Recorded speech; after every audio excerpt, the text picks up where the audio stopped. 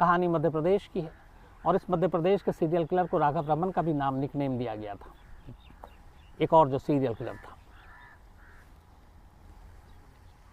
तो मध्य प्रदेश में एक जगह है सागर।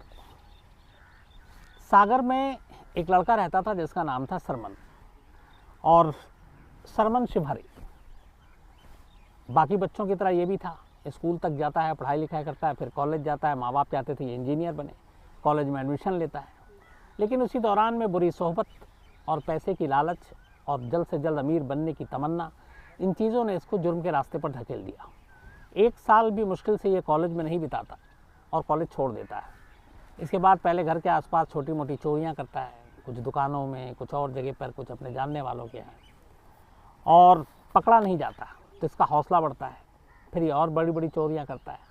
फिर अचानक इसे पता चलता है कि अगर हथियार के बलबूते पे चोरी करें तो और ज़्यादा बड़े पैसे कमा सकते हैं।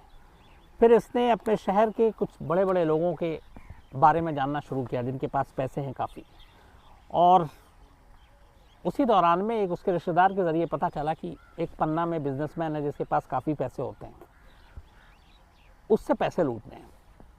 बट इसे लगा कि चोरी करनी अलग बात है और पैसे लूटना अलग बात है, उसके लिए हथियार चाहिए। तो किसी तरह जो इसने कुछ चोरी वोरी की थी उसके ज़रिए उसने एक देसी कट्टा ख़रीदा। कट्टा ख़रीदने के बाद इसने उस व्यापारी के बारे में पूरी जानकारी हासिल की, कितने बजे निकलता है, कब जाता है, कहाँ जाता है, बैंक से कब निकलता है, और उसी हिसाब से एक रोज़ मौका देखते उस व्यापारी के पास पहुंचा। व्यापारी के पास एक बैग था, बैग में 5 लाख रुपए थे। इसने कट्टा दिखाया और सिर्फ धमकाया नहीं बल्कि गोली मार दी और पैसे लेकर भाग गया। ये उसका पहला कत्ल था, ये उसका पहला कत्ल था। इसके बाद फिर उसने इसी तरीके के व्यापारियों के बारे में जानना शुरू किया, लूटता और फिर कत्ल करता। लूट कर ये चाहता तो छोड़ भी देता, लेकिन ये कत्ल करता। सिलसिला चलता रहा।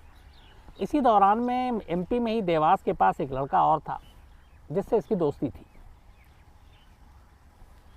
तब इसने जब थोड़े से क्राइम कर चुका तो इसने फिर उसके साथ दोस्ती की। उसने कहा कि चलो हम लोग लूट मार करते हैं, थोड़े शॉर्टकट है, पैसे कमाने का तरीका है, पैसे भी आसानी से मिल जाएंगे।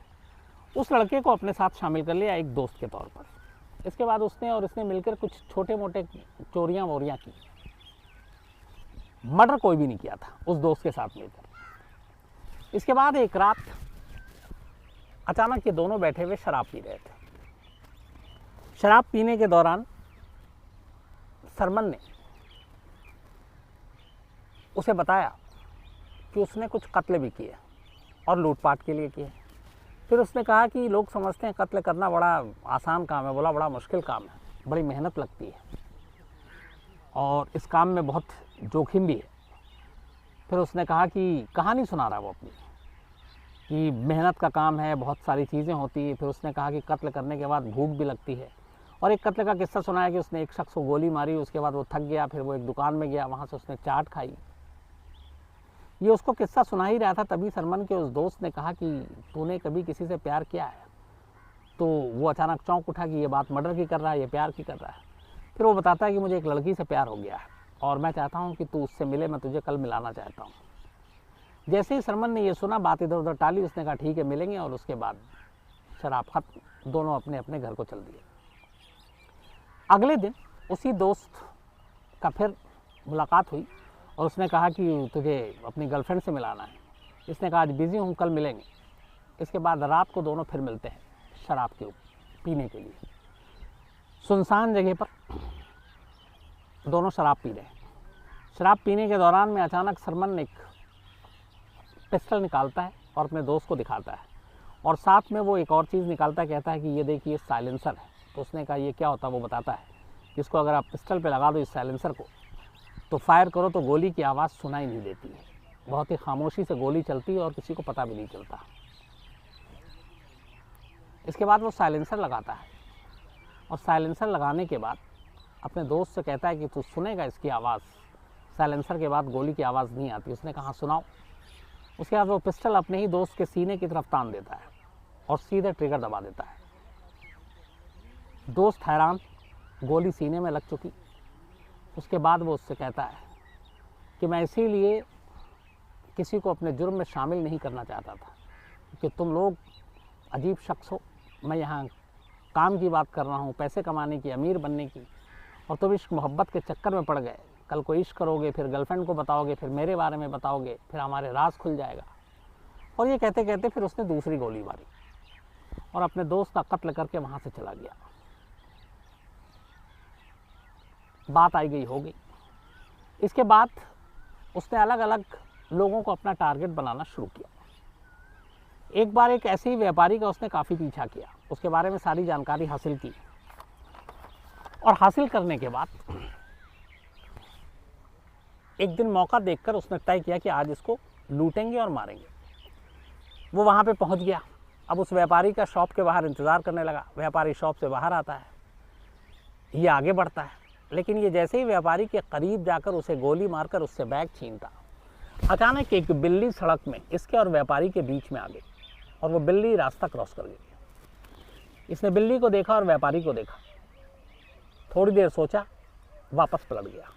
जिस व्यापारी को मारने के लिए इसने 15-20 दिन तक रेकी की, उसके सारे दिन भर उधर आके चक्कर काटे, वहाँ पे एक बिल्ली के रास्ता काटने पर इसने उस व्यापारी को बख्श दिया। उसने कहा कि इस व्यापारी को नहीं मारेंगे, शायद कुछ इसमें इशारा है, और चला गया। इसके बाद वह आगे अगला कत्ल करता रहा। फिर धीरे धीरे इसे कत्ल करने में मज़ा आने लगा।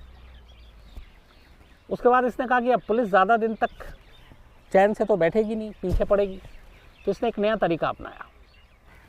ये कत्ल करता है किसी और शहर में, फिर उस लाश को उठाता, लाश उठाकर किसी गाड़ी में डालता और ले जाकर दूसरे शहर में और या इलाके से बहुत दूर जाकर लाश को फेंक देता, ताकि पुलिस कंफ्यूज रहे कि ये कत्ल हुआ कहाँ। इस तरीके से उसने इंदौर, ग्वालियर, जबलपुर, पन्ना, सतना, सागर, इन जगहों पे एक के बाद एक कहते हैं कि करीब 22 कत्ल किए।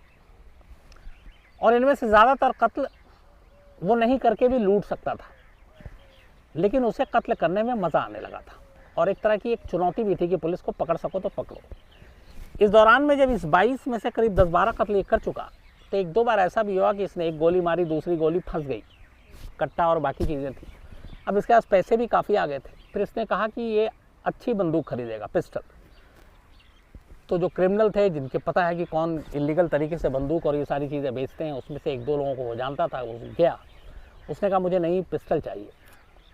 पिस्टल का बहुत शौकीन था, उसको देख के वो अजीब तरह का खुशी होती थी उसको। पिस्टल के साथ खुद अपनी फ़ोटो खींचता था, अपने ही पास रखता था। तो उसी के पास गया और उसने एक और नई पिस्टल खरीदी। उसने बताया कि ये लेटेस्ट है। उसने देखा, फिर उसने कहा कि लेकिन ये काम सही करता है कि नहीं। उसने कहा बिल्कुल सही करता है। तो उसने कहा इसको चेक करना है। तो देवास के आसपास की ये बात है, एमपी में। वो पिस्टल लेकर गया, बोला मैं इसको चेक करता हूँ। एक सुनसान जगह पे एक घर खाली पड़ा हुआ था, खंडर टाइप। वो उस खंडर में घुसता है पिस्टल चेक करने के लिए, फायर करके। तभी इत्तेफाक से वहाँ एक औरत आ जाती है। अब औरत जो है वो उस शख्स को इस खंडर में देख के घबरा जाती है, क्योंकि वो औरत वहीं लोकल थी। तो पूछती है कि तुम कौन हो। उसका पूछना था कि ये उस घर में गया था, उस खंडर में गया था एक हवाई फायर करके पिस्टल को चेक करने के लिए। लेकिन सामने अचानक औरत आ गई। इसने इस पिस्टल को औरत की तरफ ताना और सीधे गोली चला दी। गोली चली, औरत को लगी, वो गिर गई। इसने उस औरत को पलट के भी नहीं देखा कि उस क्या हुआ, जिंदा है या मर गई। वो इस बात पे खुश था कि ये पिस्टल काम कर रहा है और इसकी गोली बहुत अच्छी चली है, और वो वहाँ से निकल गया। बाद में उस औरत की मौत हो गई थी। तो इस तरीके से इसने एक के बाद एक कत्ल करता रहा और इसे कोई अफसोस नहीं होता। इसी दौरान में ये सारे कत्ल करने के बाद एक बड़ा हाथ मारना चाहता था ये, और इसके लिए उसने चुना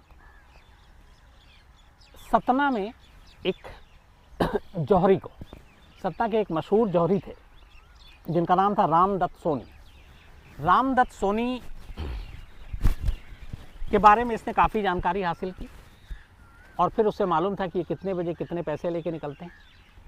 सारी रेकी करने के बाद 25 जुलाई 2011, 25 जुलाई 2011 को इसने तय किया कि रामदत्त सोनी को लूटेगा और मारेगा। ये सतना में मुख्तियारगंज एक इलाका है, वहाँ पहुँच गया। पहुँचने के बाद इंतज़ार करने लगा। सुबह करीब 10 बजे रामदत्त सोनी अपने शॉप पे पहुँचते हैं। इत्तेफाक से उनकी पत्नी जो है उस दिन उनके साथ थी। ये उनको देखता है और सीधे उनके करीब पहुँचता है और गोली चला देता है। पत्नी को गोली लगती है, नाम शोभा था। गोली लगते ही वो गिर जाती है, उनकी मौत हो जाती है। गोली रामदत्त को भी लगी, लेकिन रामदत्त ने हिम्मत नहीं हारी। गोली लगने के बावजूद वो इसके ऊपर टूट पड़ते और उसको पकड़ने की कोशिश करते हैं, सरमन शिव हरे को। इस दौरान में गोली चलने की आवाज़ आई और गुत्थम गुत्थी हो रही है। आसपास में लोग सड़क पे चल रहे थे, उन्होंने देखा तो कुछ आसपास के दुकानदार भी झपट कर आते हैं, बहादुरी दिखाते हैं, और वो रामदत्त के साथ मिलकर बाकी लोग भी सरमन शिव हरे पे टूट पड़ते हैं। उसके हाथ से सीना चपटी में पिस्टल नीचे गिर जाता है, लोग उसको पकड़ लेते हैं, उसकी काफ़ी पिटाई करते हैं। फिर कोई पुलिस को फ़ोन करता है, पुलिस आती है और फिर पुलिस जो है उसको पकड़ लेती है। अब पुलिस पकड़ कर उसको थाने ले जाती है। जब थाने ले जाती है, कुछ पुलिस वाले रास्ते में उसे पीटते भी हैं। अब थाने में उसको पिटाई होकर उससे सारी चीज़ें उगलनी थी। जैसे ही वो थाने पहुंचता है तो जो सबसे सीनियर अफसर थे वो अचानक उनको देखते ही हाथ जोड़ के कहता है कि आप बस एक ही शर्त है कि आप मुझे पीटना मत, मुझे मारना मत। आपको जो जानकारी चाहिए मैं दे दूंगा और मैं सब कुछ बता दूंगा। मैं बहुत जल्द बड़ा आदमी बनने वाला भी हूँ, मैं चुनाव भी लड़ने वाला हूँ, मैं जीतने वाला भी हूँ, मैं मंत्री भी बन जाऊँगा। लेकिन मेरे आप क्राइम के बारे में जो भी जानना मुझे बिना पीटे हुए आप पूछ लो, मैं सब सच बताऊँगा। पुलिस वाले को और क्या चाहिए, पहले लगा कि ये गुमराह कर रहा है, लेकिन फिर उन्होंने कहा कि ठीक है, बताना शुरू कर।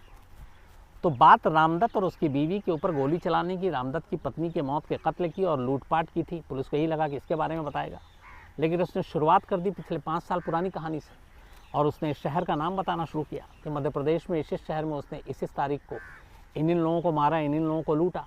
पुलिस की मतलब हैरान कि ये क्या बता रहा है। और इसके बाद उन शहरों के पुलिस से संपर्क किया गया और वो सारी तारीख और नाम को जब बताया गया, वो सारी चीज़ें सही पाई गई। और इस तरीके से एक कत्ल के चक्कर में सतना पुलिस के हाथ एक एमपी का सबसे बड़ा सीरियल किलर लग गया, जिसने खुद अपनी कहानी सुनाई 22 कत्ल की। इसके बाद उन सारे केसेस को जोड़े गए, कुछ के सबूत मिले, कुछ के नहीं मिले, फिर बाद में मुकदमा चला।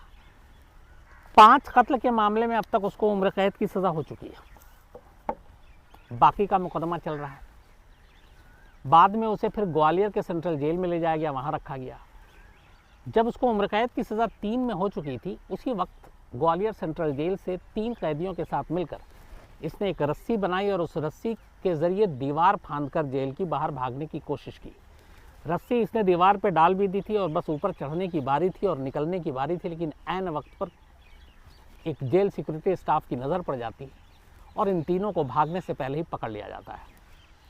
उसके बाद से फिर इसको इस साथ सख्ती की गई, इसको अलग सेल में रखा गया और इसके ऊपर लगातार निगरानी की जा रही है। तो अभी भी सरमन शिव हरे ग्वालियर सेंट्रल जेल में बंद है।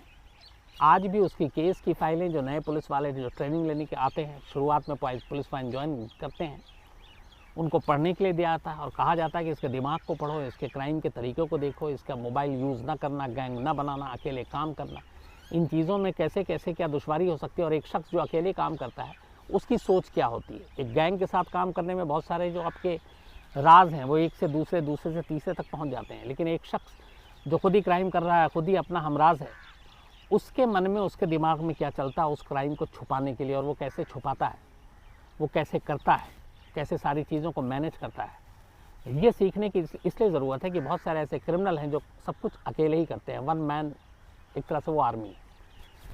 इसीलिए इसकी, और दूसरा कि जिस तरीके से ये सिर्फ मज़े के लिए खून कर रहा था, पैसा लूटना ही अगर मकसद था, तो बहुत सारे ऐसे केस थे जिसमें पैसा लूट कर बिना गोली मारे हुए धमका कर जा सकता था या पैर में भी गोली मार कर जा सकता था, लेकिन ऐसा उसने नहीं किया, बल्कि एक पिस्टल के सिर्फ ट्राई लेने के लिए इसने एक औरत को गोली मार दी। तो ऐसे शख्स के दिमाग में क्या चलता है, उसका दिमाग किस तरह का है, उसकी क्राइम की सोच कैसी है, ये उसके केस की स्टडी करने के लिए पुलिस वालों को कहा जाता है।